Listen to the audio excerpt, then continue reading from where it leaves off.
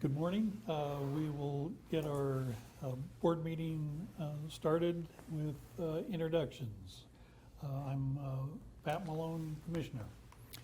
Joe Kirby, County Administrator.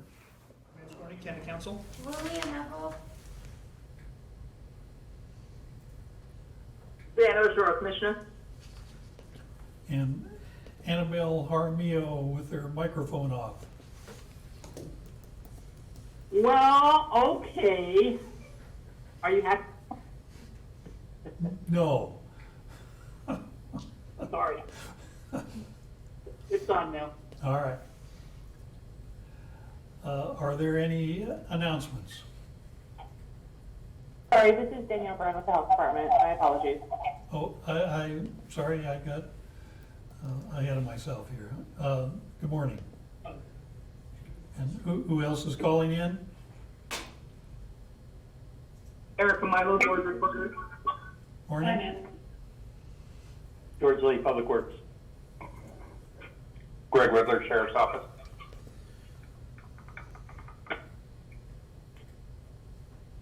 And Brian Lee, Emergency Manager. And I see Debbie Parsons there. Are you with us, Debbie?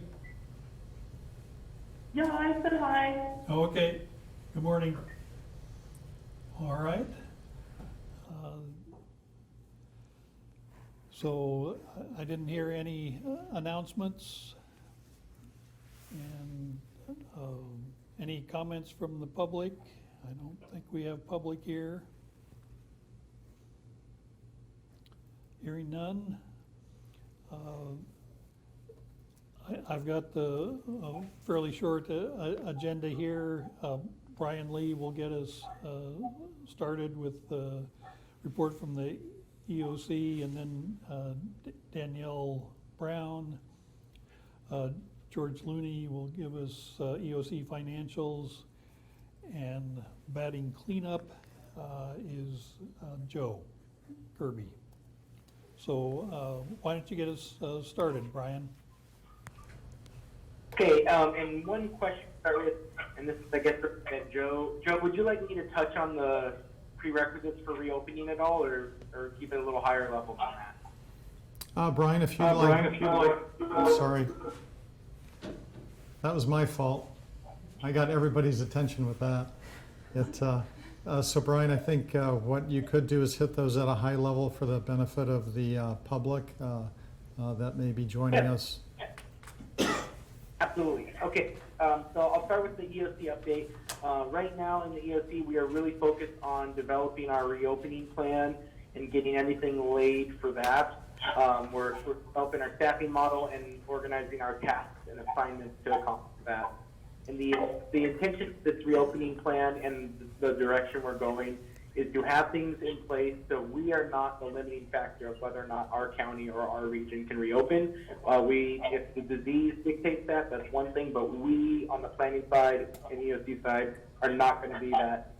So a couple of the prerequisites for phased reopening, we are going to be addressing this a lot more at 11 with the governor's press briefing, and then later on today with the governor's office. There's 7 criteria. One is a declining prevalence of COVID-19, specifically related to a decline in the last 17 days in hospital admissions. We have charted that out, and so we have some data on that. And we are looking good right now in terms of trends. Minimum testing regimen, we have to be able to do a certain amount of tests per capita. We are currently doing that with the OSU Trace Study and at Good Samaritan, but we also need to have the capability to spring up a mobile site in case we have an outbreak at a facility such as a jail or a food processing plant, kind of like what's happening in Lynn County, or any other congregate workplace. So any office that gets a positive, we have to be able to test pretty quickly, and we have to be able to provide that for low income and multilingual capabilities. So we're working on that. We have a contact tracing requirement, which is a ratio of 15 contact tracers for every 100,000. And we basically have to do contact tracing for any positive case. We need to do 95% of those positive cases within 24 hours. So we need a 24/7 capability. we might need anywhere between 15 and 45 people ready to go at any given time. That also has to have multilingual capabilities. So we are building out a comprehensive training plan to accomplish that.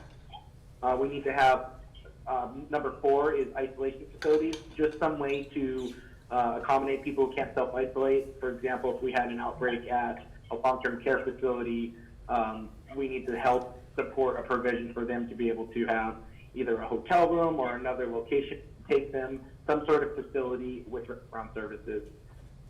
The sector guidance is number 5. So the state's finalizing sector guidance, such as restaurants and non-essential retail store and personal services like hair salons and spas, etc.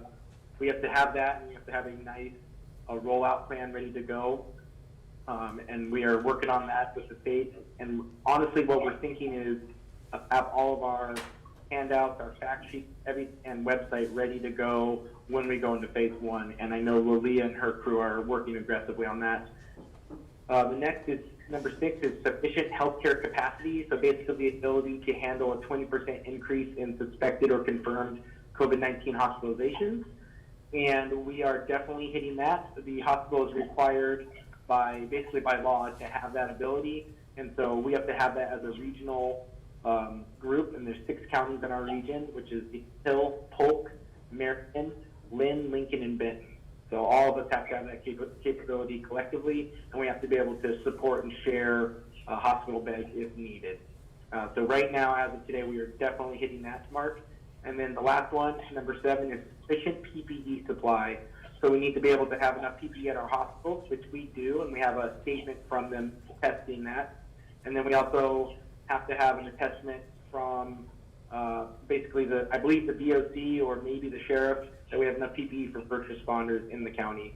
Based on our current PPE burn rate for our entire county and how much we have in our stockpile for emergency response, we are definitely good on PPE for now. So that's a real high-level, quick summary of the prerequisites. And again, our goal is to have this in place as quickly as possible, so that way we are not holding up any of the processes to reopen. And we do have plans in place to try to support local businesses with hand sanitizer or cloth masks. We're just communicating with the state on what that might look like. So we're laying all these plans as quickly as possible. It's pretty much all hands on deck for the rest of this week and next week, focusing on this. Our soft deadline is basically May 22nd at the latest. We need this 100% solidified, but by the end of next week, we hope to have these at least developed enough to be used and begin our application process. And the state has not given us a clear guidance on what the application process looks like, but we are going to be ready with all these things ready to roll out as efficiently and quickly as possible. And that's the update from the EOC. Pat, I have a question of Brian. Okay. You talked about the update. The presentation you did yesterday, I was looking through my emails, did not see that. Is it possible to get a copy of that? Commissioner, are you talking about the criteria that Brian just reviewed? Yeah, but he also, there was a presentation on the meeting yesterday, and I didn't get to, it was pretty small print, and I didn't get to. You bet. Well. I can forward that to you in an email. I'll do that this morning. That would Sorry, be great. I got dropped off the call there. I'm sorry about that. That's okay, and thank you. Thank you. That's yeah, Joe, that would be helpful. Brian, you mentioned the PPE supply, that we're in good shape at this point. What if there was a outbreak? What are our chances, our contacts for resupply of PPEs?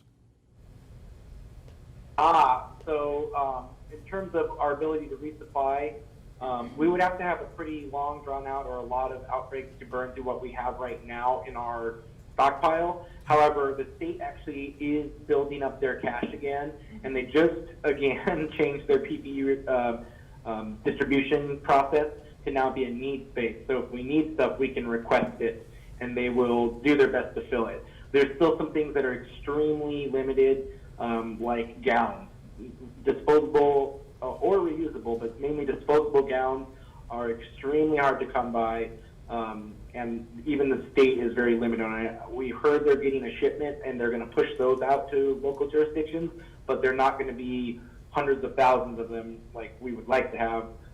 They might be at most in the thousands. So that's the main limiting factor. But everything else, we are very much stocked up on PPE, and we can easily handle outbreaks in our community for sure. And then if we need more, we can go to the state, and they do have some available, and they're building up their supply more and more.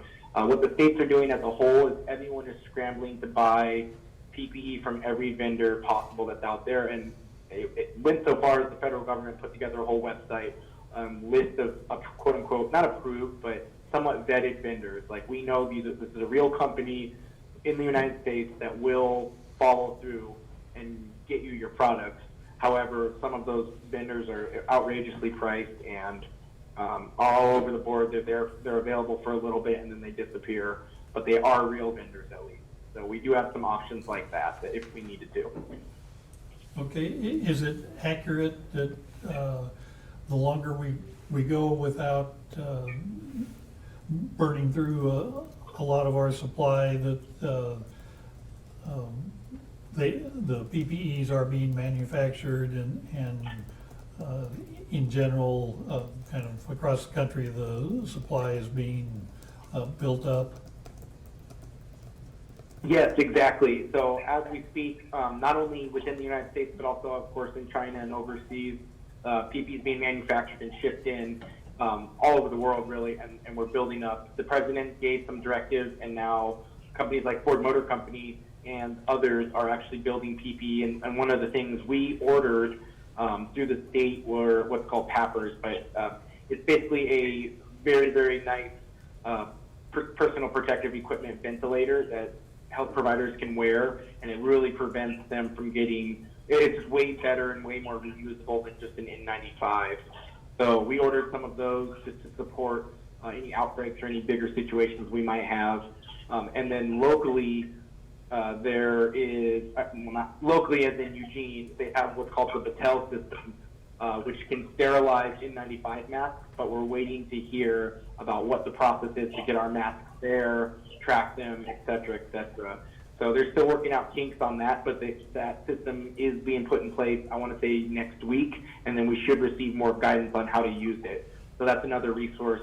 And then, as you folks know, we did apply for a couple grants. And so one of the grants we are going to be using to fund a hydrogen peroxide sterilizing unit that can sanitize PPE and reuse it. So that's kind of what we're doing right now. I was trying to remember what it was called, the fogger unit that you talked about for, I guess, better part of the last month. Have you ordered that? Is that on its way? We have not ordered it yet. Since we're going to use this grant for it. Actually, I just was chatting with Don, and Mariotti had emailed Don about it. So we are moving forward with that, and then it's about an 8 to 12 week lead time. But I think we're still going to be okay, and we'll have it in place so we can clean things and sterilize PPE moving forward. So I'm really, really excited about that, because then we'll have a local capability that we can share with the hospital or first responders, et cetera. And I know Corvallis Fire also ordered a smaller unit that they can do ambulances as well as N95 masks. So still about a 12-week lead time, but there is stuff in the works locally that we can use in a pinch. So more to come on that. Great. Pat, I have another question, Brian. Okay. That has to do with capacity for who's going to be in charge of enforcement if businesses that open up or people are in the public sector, or not only the public sector but the private sector, if they're not following the guidelines that are recommended.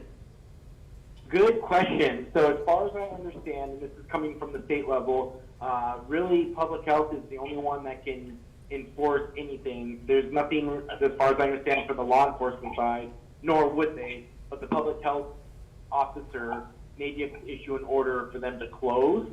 However, I would actually defer to Vance and Charlie if he was available on that one. But as far as I understand from the state level, it's going to be public health that's responsible for closing them. Just like a restaurant has a health complaint, it'd be very similar. But they honestly haven't given clear guidance on how that looks either. I think right now they're hoping that everyone just does the right thing and follows the rules and looks out for each other. And the enforcement part, though, is a big question that a lot of us are considering. I asked the question because, just depending on the volume of complaints that we might get, I guess it's important for Charlie and Danielle to really kind of keep on top of that in terms of having sufficient staff to do that. Right, and that brings us to that next piece on the enforcement. I know environmental health, since they do those restaurant inspections anyways, if we could adapt their training and they could go out and do that. And then we're discussing the idea of using not volunteers to go out and do the enforcement piece, but go out and help support businesses. Like if businesses have a question, hey, can you come inspect my building to make sure I'm doing this right? We basically just walk through the check sheet with them. Say, yes, you're doing the best practices. This is good. We can't certify anything. We're not saying you're better than that business, but this looks really good. We're really supportive. Good job. So we're talking about that, what that looks like. We just don't want to create a new certification process that doesn't have any meaning or is not enforceable, that could show bias towards the business or anything like that. So we're working out some of those details in dialogue. Yeah, this is Danielle. From the health department side, we recognize there's a lot of those extra duties, new duties that we're going to need to be doing to help support the community as it goes into the reopening phase and making sure that everybody is doing the best they can. So yeah, we recognize there's going to be a significant need. And I suspect we'll be getting a lot of those calls from people around the county once we open. Yeah, those emails have actually already started going in. Charlie's already actually started receiving emails from business owners. Okay. Any other questions for Brian? Hearing none, we'll move on to Danielle. Hi, good morning, everyone. So, in addition to what Brian talked about and all the work that we're doing with the reopening plan, we are really moving forward with getting the hotel and motel sheltering contract in place. Sarah Hartstein and Rebecca Taylor and Julie Arena have been working really hard to make sure that all of the I's are dotted, T's are crossed. We have the contract template to our contract specialist to work with Chance for the placement of those individuals so we can move that forward.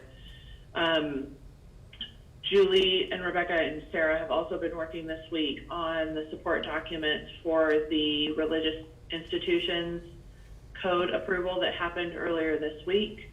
So they are creating what we're terming an orientation packet for the religious institutions that will be a packet of informational support that will be given to anybody that's applying to be identified under that code. We're still also working with Lynn McKee at the county fairgrounds to see if we can utilize any of the fairgrounds campsites for RV and car camping for homeless individuals in this period of time. So that's moving forward.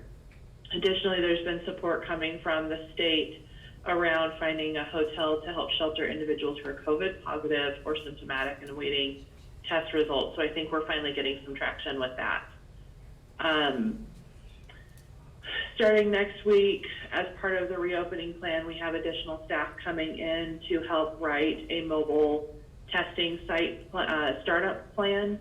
So we can have something we can essentially just pull off the shelf if we need a mobile testing site in Alsea or Monroe or anywhere else in the community, whether it's in Corvallis proper or in a rural area. So we can have a really definitive plan that we can just plug and play within 24 hours is the hope.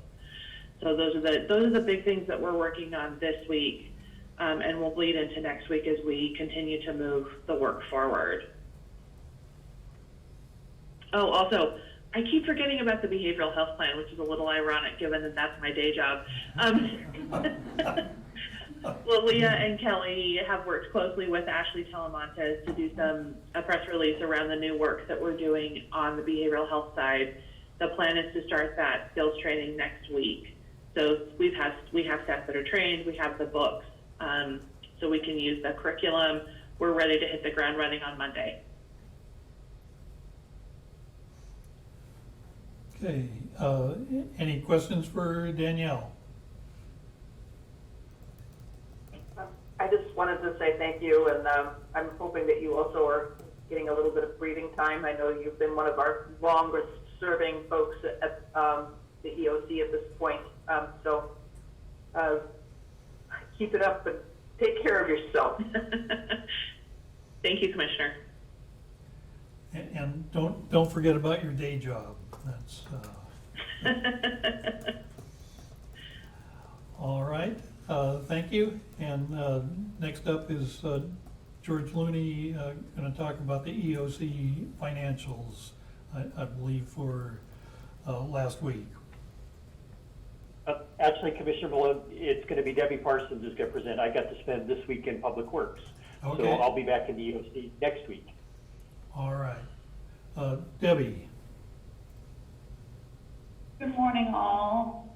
I sent the email yesterday with the updated spreadsheet, and in the email, I pretty much highlighted the things that have changed or anything of note to highlight. You can see we're running pretty much in that $90,000 a week amount. Like I said in the email, we know that we're going to experience some costs coming up with various things, whether it's the hotels for the vulnerable populations, whether it's the contact testing. So things that could be large coming up, but nothing has been definitive yet, so we don't know what those costs look like in real. We have the plans, but we don't have real things yet. And then we did get Dr. Thompson's contract amended, so the costs for him that are outside of what his normal contract are now approved and are reimbursable. Were there any questions?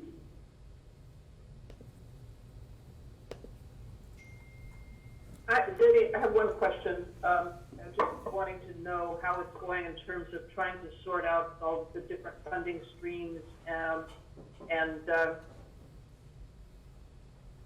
including some of the specialized grant dollars that are coming through particular federal agencies, some directly to counties and some through the state.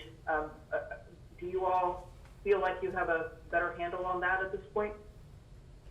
So I wouldn't say that we have a handle on it, and a lot of the reason is that we know we are not eligible to directly request funding for the CARES Act in particular from the federal government. It will come through the state, and there isn't by any means any clear delineation of what that even looks like, what their criteria looks like, what they're going to request of us to send them to apply. None of that is out there yet.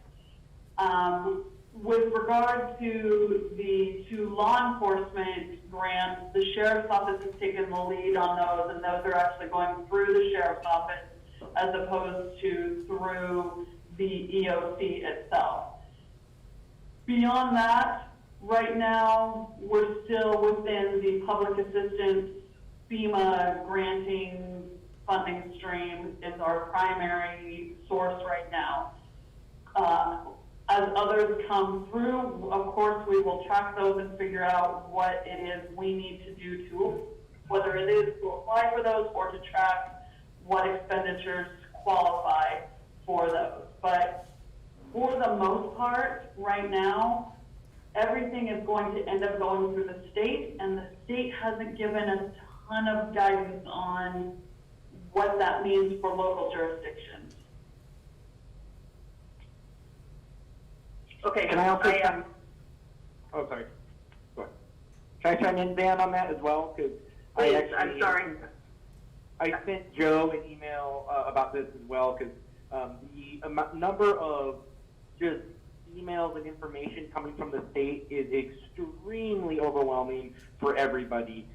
They regularly bombard us with at least 3 emails a week regarding funding mechanisms, with usually 5 or 6 attachments on it as well. And it's really hard to track what's going on, and things keep changing.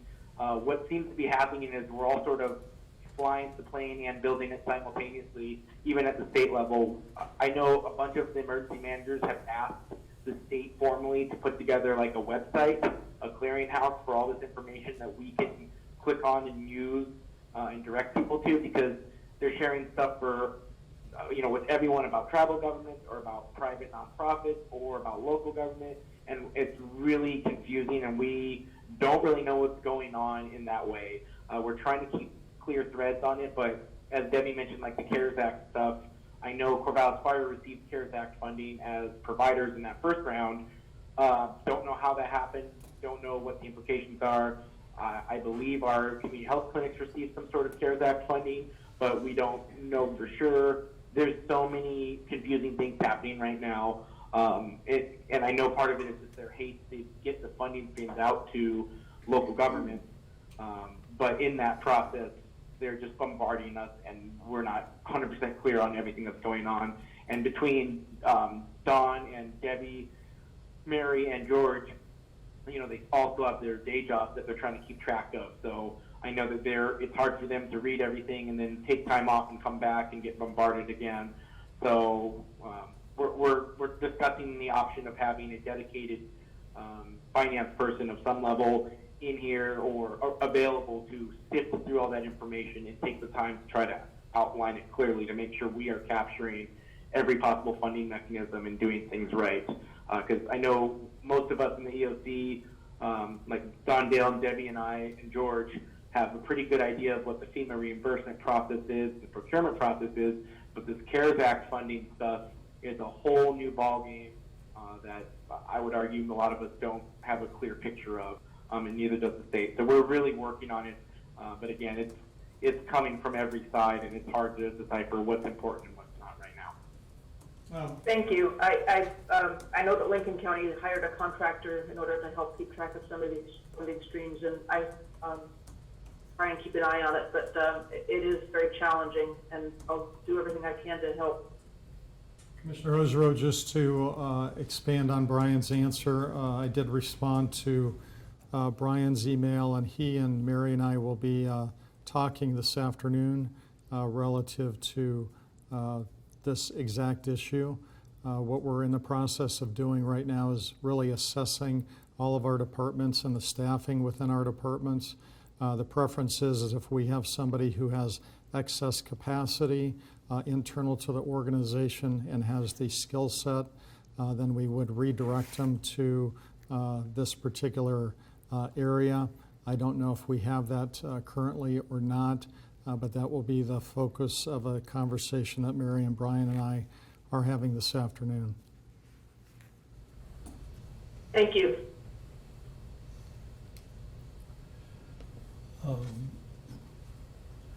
Any other financial questions for Debbie or Brian?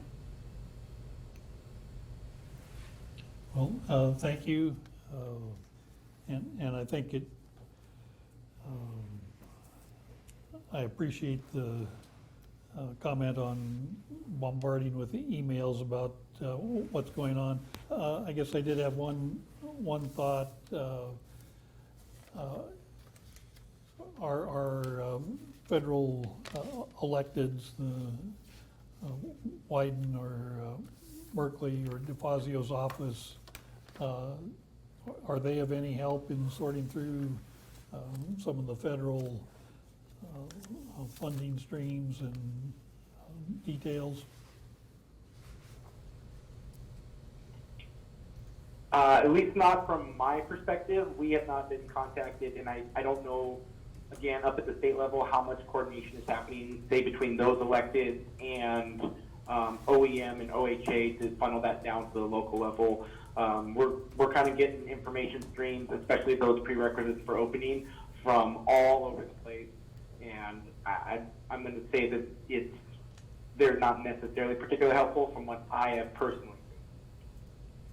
Okay, I guess in my dreams, I imagine they have staffing capabilities to help us track and maybe give some guidance, so that may be an avenue that we should explore.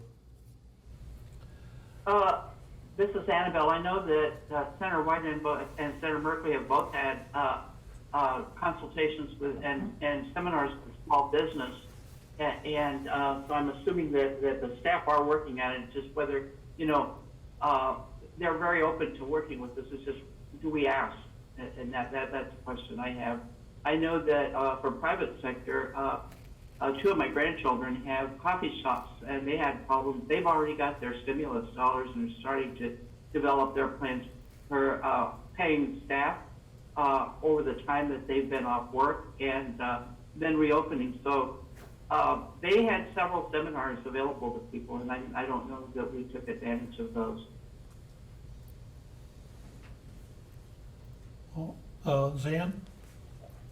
Yeah, I think that those congressional staff have been quite involved in our local economic recovery group with Kate Portia and Sarah Means. I know that I've seen some of those conversations going back and forth, so I'm hoping that we have been promoting all of those opportunities. So I would also like to say that there was a letter that went from Congressman Walden to Governor Brown about clarifying the dollars from CARES Act to counties and cities, I haven't seen anything similar to that coming from any of our Democratic lawmakers, but I did point out Walden's letter to Senator Gelser just the other day, and she said the whole issue was new to her, and she was going to follow up on it. And I've seen since then a record of a conversation with the state where she was asking those questions. So I think we need to enlist our colleagues to push on the governor's office. We've all been patient, but it's getting to the point where we need that clarity in order to be able to operate as effectively as possible. All right. If there's no other financial questions, I'll turn it over to our cleanup hitter, Joe Kirby. Great, thank you, Commissioner Malone. I have a couple of updates for the board. Mary Otley was unable to join us this morning, but she did have two updates. The first one relates to the Commissioner's financial support to local nonprofits. As you know, the board approved $100,000 last week or the week before that to be allocated to assist local nonprofits. We're working with the Benton Community Foundation to conduct that application and funding process. There are 3 different payments that will be going to the Benton Community Foundation. The first payment of $40,000 for the month of May has been sent to the Benton Community Foundation, and then a $30,000 payment will be made in June, and then the last and final payment will be of $30,000 will be in July. So that's how the $100,000 is being allocated by month with the Benton Community Foundation, and they will be using that money to provide, based on selection criteria, money to local nonprofits. I also should have stated that contract has been completed with the Benton Community Foundation between the county and the Benton Community Foundation. So wanted to make sure you knew that was up and running, and we've got that in place. The second piece that Mary wanted to update the board on relates to our agreement with our Economic Development Office, and in particular Dev Northwest. The commissioners are also providing $100,000 for business assistance loans, and those business assistance loans will be supplemented by Dev Northwest to the tune of $50,000. So there's a total pool of $150,000 that will be available. We're currently in the process of finalizing the contract. It should be finalized by tomorrow with Dev Northwest regarding this program. Our Joint Information Center is promoting that program. Lilia can certainly talk more about that if she has additional items that she'd like to expand on there. But so for purposes of the county providing financial assistance, we have gotten the Benton Community Foundation and that agreement up and running. And then the business loan program with Dev Northwest will be up and running. And I think we're already promoting that within the public arena. And I'd like Lilia to comment on that as to whether or not I am accurate or not. Thank you, Joe. I'd be happy to comment on that. The Joint Information Center, as part of the Emergency Operations Center, issued a press release yesterday regarding the partnership with Dev Northwest through the Corvallis Benton County Economic Development Office. We issued that press release in both English and Spanish, and today we will be our daily video update that we do out of the Emergency Operations Center. So today we will be speaking with Kate Portia about the small business loan program, and we'll have that posted on our social media channels and our website later today. And then we will be doing a follow-up video regarding the small business program in Spanish as well early next week. In addition to that, the Joint Information Center is working with the operations section to host weekly economic recovery videos during the month of May to really try and reach our business owners as they start to reopen. So because the Joint Information Center and economic recovery and reopening is a great focus in the operations section, the Emergency Operations Center is really working smoothly to, I think, not only establish these contracts, but help to get the word out in a timely manner. Well, Lilia, I think I saw an email where the application process is open today, as of today. That's my understanding.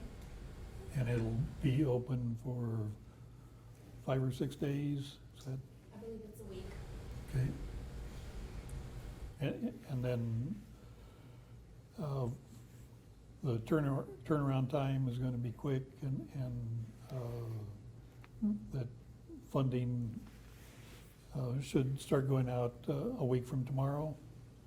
That level of detail I'm not sure about. Okay. I do remember it's a relatively long open period, and then Dev Northwest said they can get things turned around in a couple days and actually start getting money out, I believe, a week from tomorrow. Excellent. So. Commissioners, I'd like to go ahead and move on to a couple of other topics just to make sure you understand where our focus is currently and over the next week or two. There's really 5 areas that the county is focused on in terms of county staff and the work that we're trying to do. First, we're completing an effort to make sure we understand what our essential and non-essential services are. You could also maybe equate that to mandatory services versus discretionary.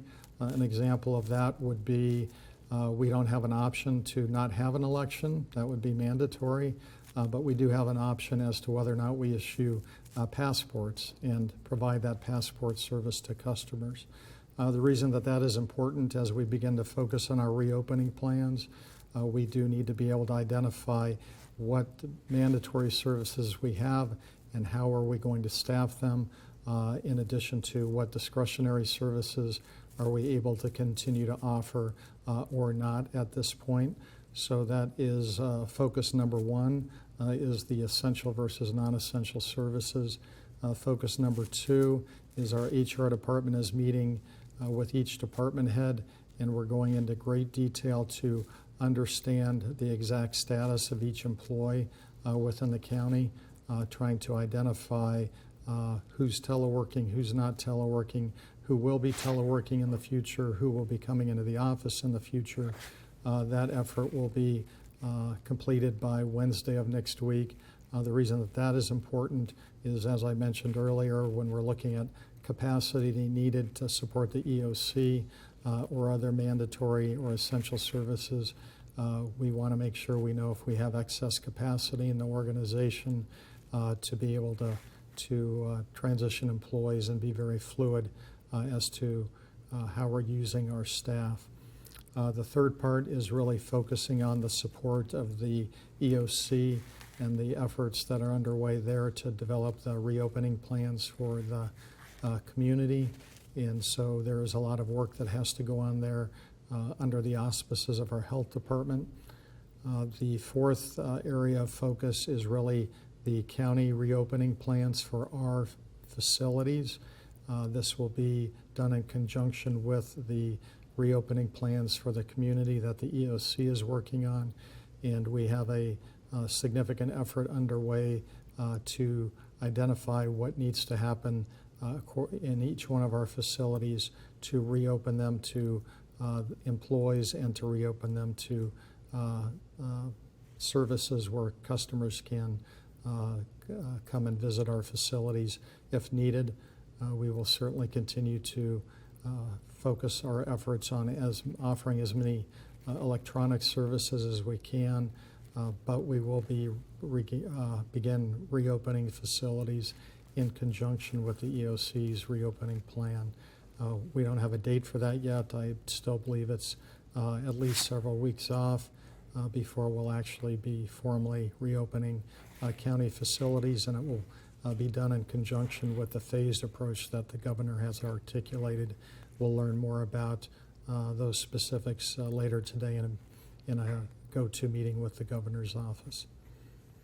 And then I would say lastly, Mary Otley is trying to get her hands around financial impacts. We know that there will be financial impacts to our revenue streams, and over the next 30 days we need to understand those and then begin to implement changes to realign our budget and our efforts relative to our funding streams. So those are really the 5 areas that we are focused on as we speak.